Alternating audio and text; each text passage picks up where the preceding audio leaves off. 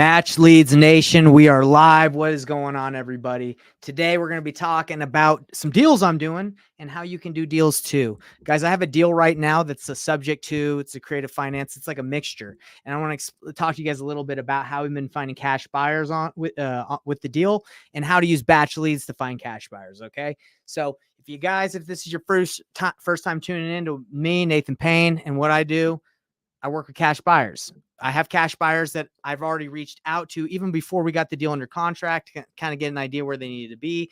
And now we got it under contract. I'll explain the whole process because, guys, this happens all the time. You talk to sellers that want too much and you just got to be real with them. You just don't get it under contract and then just hopefully like you say, hey, I can buy it for this price and then try to renegotiate it down with them down later because you can't do it. No, you just open and honest. So this is how we went through this deal. I'm going to explain it all. If you guys are watching this live, hit me up and tell me where you're watching from. Comment because this is all about networking too. I do this call every week, not only to network with Batch Leads Nation, but also my people. Comment where you're from. And, if I have a deal in that area, maybe I'll hit you up. If you have a deal in my area, we can work together. We can collaborate. That's the point. That's the key to all this is collaboration. Oh, awesome. We got Deborah. What's going on? Deborah from San Diego. Who else we got? And guys, I'm sorry. I'm doing this on StreamYard. So if you comment and I can't see it for some reason, it's probably just because the technology isn't working. We got a question from a Facebook user. Where is Sean Hayes? Guys, I just texted my guy Sean Hayes today and yesterday. I told Sean, I love you, Sean. That's what I said to him this morning. Love you, bro. If you don't believe me, it's right here. Love you, bro. Sean Hayes. Let's actually, if anybody doesn't know who Sean Hayes is, he did a lot of the batch calls with me. He was my acquisitions manager. And, then I went smaller and he's doing something else. I'm calling him right now. Me and Sean have been friends since the 3rd grade. So let's see if we can get him on here. Looking for buyers. Awesome. You've made the right call, Deborah. Looking for buyers. Chandler.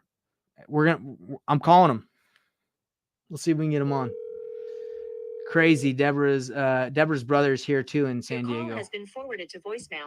I like when you're trying to reach is not available. I love when Sean was on the calls. He didn't answer, but you know what we do when we call buyers or we call sellers? We call twice because sometimes people on that first call, they don't answer. Now he has my phone number, but still, let's call him twice. A message for 770. My man hit the FU button, the button that goes directly to voicemail. Let's see if that was for real. We're good friends. I can call him multiple times. Okay, it went through. All right. He'll answer the 3rd time. I call sellers and buyers the 3rd time all the time. Okay. He'll answer. And if not, we'll get him on next week's call, everybody. So while we're waiting for Sean to answer, I see some other people coming in, letting us know where they're watching from. We got Robert from DC metropolitan area. DC. I know Brad Chandler. He does, I don't know if you've heard Brad Chandler does Express Home Buyers. He does the DC area. Please leave so your message. Good area. Guys, sorry. Sean didn't want to answer. All right. So thanks for tuning in, everybody. Continue to tell us where you're coming from. I'll give you shout outs where you're watching from. Knock on some doors. That's right, William Tingle. Shout out to William Tingle. If you guys don't know who William is, he is the man. He's awesome. So he knows all about subject to. And go check him out. Check out his website. Go friend request him. He's awesome. Not only that, but speaking of William Tingle and subject to, we're talking about this one deal that I have. All right, so let's talk about this scenario. We are talking to a seller who listed his house on the MLS 2 years ago. Okay, in 2 years ago, 2022. He tried to sell it for like $550, then didn't work. He brought it all the way down to $450. It didn't work. He's been trying to sell it for a while, and it's gone through the community of investors in Cedar City for. It's been rotated through there, right? A lot of people know about it. When I talked to him, I said, hey, look, what you're asking for, or my team, they said, what you're asking for is just not going to work if it's a cash offer. We need to be able to, if we want to make this work, we're going to have to do something creative. So he's like, okay, well, what can you do? Now, he still wanted some, a little too much. So instead of me just saying, hey, yeah, I can buy your house for $40,000 down and, I can take over your payment subject to, I didn't say any of that. We just said, look, we work with a couple investors. Right now, what you're asking for is not something that we can do, but we can run this by our network of investors and see what they're willing to do. That's exactly what we did. So we got it under contract. Now you can do an option to purchase agreement where you just say, hey, I have the option. Let me put this out and we have the option to purchase this property if we find someone, or you could just do a regular real estate purchase contract, which we did. And we just said, hey, we're going to put this under contract. We're going to send it out to our people. So we're protected, and we're going to see if anyone can do the terms that you're asking for. And the terms make sense for, several buyers. It's the entry fee. If you guys know about subject to, it's like 20%. It's less than 20% of the purchase price. It's like between 15 and 20% cash that you would need to get into the deal. Now it's a $400,000 house. So, the entry fee is kind of like $70K because he needs 40. He needs to cut. He says he needs $40,000. He needs to catch it up because it's less. I know, William Tingle, you're saying way less than 20%. Sometimes, William, there are buyers in Utah that will go in and they'll bring in they'll bring in that much to get into a deal. Sometimes, right? This house is rent ready. It's nice. It's cash flowing already because his interest rate is 3.1%. But sometimes I get it. Like I'd rather get into a subject to deal or a creative deal with no money. Okay. But no, I totally get it. So we send this out and he's like, I need 40. I need to catch up because I'm late. I'm behind on my payments. I'm about $16,000 behind. And we want to make a fee. And how would we collect the fee? We'd collect it by getting the entry fee, or maybe we can structure something later on, but we're trying to get it up front. So we've sent this out. And William Tingle, you're absolutely right, brother. Most people are like, dude, I can do 10% down, or I can come in with like 13%. So the most people are willing to do is like 50,000, right? 40,000. That's many of the offers that we're getting. They're willing to take over the terms at 3.1%. They're willing to come in, but they don't want to bring in like 76, 80,000. Totally understand. So what do we do at this point, right? We can keep looking for buyers. I've had about before we put it under contract, I had about 3 or 4 buyers go through and they kind of gave us their number and we told the guy, hey, this is what people are saying. He's like, no, I need more. So then we're like, okay, well, let's see if anybody else. So that's when we put it on Facebook. We blasted it out. We've had about 30 people respond and they're all within the 12 to 15% max that they're willing to bring in to get into the deal. So what do we do here? I got batch leads. I can look up the property right now and I can see what cash buyers are buying in that area and I can make calls. And I'm going to show you guys how to do that. I can call and just say, hey, I got a really good property. You can get in, take over the payment. It's a really low mortgage, low interest rate. We can do that. Or we can take all this information and say, hey, Mr. Seller, I'm really sorry, but out of all our network, everybody is saying the most that they can come down with is so-and-so, right? Like with our fee, right? Because we want to make money. Or we can just say the most people are willing to do is 40. That doesn't include our fee. We would need to make something for this service for helping you out and see if he's willing to take less than the 40,000 he wants up front. Plus, we got to catch up his payment plus our fee. So that's the scenario we're in right now. And thanks to Batch Leads, obviously we can dive in a little bit deeper. We know a lot of this information about his mortgage and all this stuff because of Batch Leads. But this is like a real life scenario. What's going on with a seller who's been holding out for years because he wants too much. But he's motivated and he needs to sell. He keeps on trying to sell. I don't know I don't know this information because I have been negotiating with him. One of my team members has been doing that, but I don't really know the scenario necessarily, like why he needs to sell. Like what's the motivation behind getting out of there? But I am curious if anyone has any questions about this deal, how we structured it, how we signed a real estate purchase contract. We told him we were going to run it by our investors and to see what offers came in, because we're not going to buy it. I'm not putting down $80,000 or $60,000 to get into this deal. Again, I've done subject to deals. I own a property that I got subject to when I first started, and I put down like $4,000. Another one I got in like with no money. So when you got to come in with money, I don't like those deals. I'd rather get in with little to no money, and that's most people. So let's see my man William Tingle. We should bring William Tingle on here one week. Actually, William, if you want, I can have you hop in here because you are the subject to master. Let's see, bought a house last week worth 225, gave the seller 10K, took over the 100K loan at 3.125%. Seller had to move back home to Marshall Island in a hurry. I know about the Marshall Islands. I know a couple people from there. Paint carpet. We would put it on the market and make 70K after fees and closing costs. All right, William, if you want, William, because I look up to you, you're awesome, and I've learned a lot from you. I'm going to go on Facebook right now, and I'm going to send you a link to this if you want to hop on the live. You don't feel like you need to, William, but if you want, it would be an honor to have you on here, and you can tell us a little bit about a little subject too. So I just sent you the link. Again, feel free to hop in if you'd like. We are live, and I know you don't mind that. So he's got a jet. No worries, William.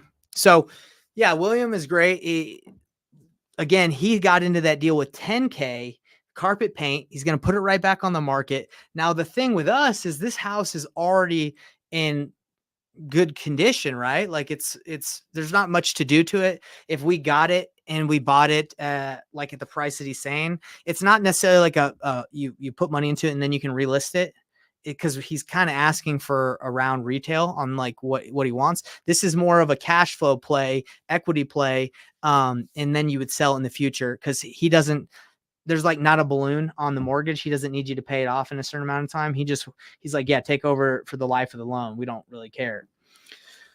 So let's see what Ed's got to say. What extra strategy are you most into right now? What's your bread and butter? And what have you found so difficult that is not worth your time? This is kind of my bread and butter, is like when we talk to sellers or we talk to other wholesalers, we run the deals by investors that we know and trust. And so we don't have to get the deals under contract. We just say, hey, let me just run it by some of my buyers. So that way I don't have to tell them I can pay a specific price and lock it up and have to be like, oh, sorry, I can't buy it. I don't like doing that unless I know it's like a deal that I'm going to buy myself or it's just a no brainer. I just tell people. So this is a scenario where we're talking to the seller and we're saying, hey, Mr. Seller, what you're asking for is not something I want to do or I can do, but I have a network. You mind if I run it by them? And then that's what we're doing. That's the bread and butter. That's what I find worth my time. And that's the extra strategy. It's like transparent wholesaling, right? Because not every time someone will call you or you'll call a seller and they'll be like, yeah, man, if I can get 50% of what it's worth, I'll sell to you. Like, or if I can get 200,000 and you see on Zillow it's worth 350, that doesn't happen that much. But if it does, and you're like, oh, well, why are you selling? Why are you asking that? Are you have you thought about doing any other options? Then they tell you, oh, you know what? My house sucks. I've already had a ton of people who have made offers, have lowballed me. I just want this and I'm done. Then you just lock that thing up and you either buy it or you wholesale and you make a good fee because you were transparent and you were like, hey, you sure you want to do that? That's how I operate. But again, like, let me give you an example. We just did a $35,000 deal last week. And what happened was this guy was a default. He was going into foreclosure and he had a real estate agent. And the real estate agent was like, hey, I'm just looking to get him cash offers. His house is pretty bad shape. I'm just looking for cash offers. So I said, hey, do you mind if we just run this by our network of cash buyers? I don't need, like, we didn't talk about signing any contracts. I know she wouldn't have wanted to sign a contract either because she was talking to multiple people. So I said, let me just run my buyers through. So I called a couple of my top buyers. They walked through at like 12 o'clock on a Friday, had 8 people go, had multiple offers, had offers ranging from 250,000 to 350,000. Then the agent was like, hey, do you have the offers ready? And I said, yeah, I do. And she's like, well, we're looking for highest and best. So because I already knew that I had buyers and where they needed to be, my offer was really, really strong compared to all the other wholesalers that said they could buy it. Right. So when all the offers came in, she got one offer from a wholesaler at like 370 saying 5-day due diligence period and $100 earnest money, for example. Another one, I'll do, another guy would, for example, is 365, 7-day due diligence period, $1,000 earnest money. My offer, it was 315, $50,000 of non-refundable earnest money, 0-day due diligence. So when my offer came in, she saw the other ones and were like, hey, that's really high. That's really high. They're probably just trying to lock me up and they have a due diligence period and little to no earnest money. Mine, they're like, this guy's real. He's seen it. He's putting down $50,000 in non-refundable earnest money. And yeah, there's no due diligence period. So these guys are actually going to go through and just do what they say. So was my offer the best? No. But was it real? Because I had people go, and people I work with and I trust, I call it painless flipping, just send them through, let everyone know what's going on. It worked. So you don't need to do that strategy, painless flipping, in every scenario. But when you asked what extra strategies are you most into right now, it's that strategy of just not having to waste my time, just being transparent, and letting people know what's going on and getting buyers through. Okay. Saves me time. And, like I said, if it's a freaking home run, just lock that thing up and you take it down, you flip it yourself, or, you're going to not have a hard time wholesaling it. So we got Robert. I would love to flip houses with knowledge and connections.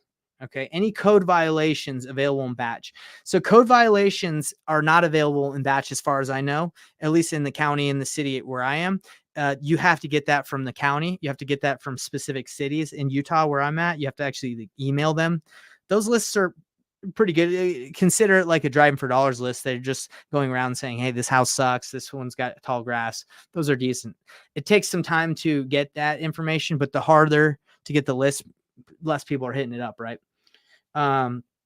Let's see. Any other questions? So let me show you guys how I'm just going to let you know I'm not going to reach out to more buyers. We've already had 30 people reach out, and they're all between like 10 to 15K. 10 to 15% entry fee. That's where they want to be. Right. So I don't think if I keep going and grinding, I'm going to find someone that's willing to do a 20% entry fee and bring 80K. I just don't think it's going to happen. I could be wrong. You can always try, but again, you got to pick what's worth your time, what's not. But I'm going to show you in batch where I would go and how I would go find some more buyers in that specific area. Okay. So let me pull my TV over. Go ahead, ask any questions while I pull this TV over, if you have any, and let me show you how to find deals, buyers, cash buyers with batch. All right.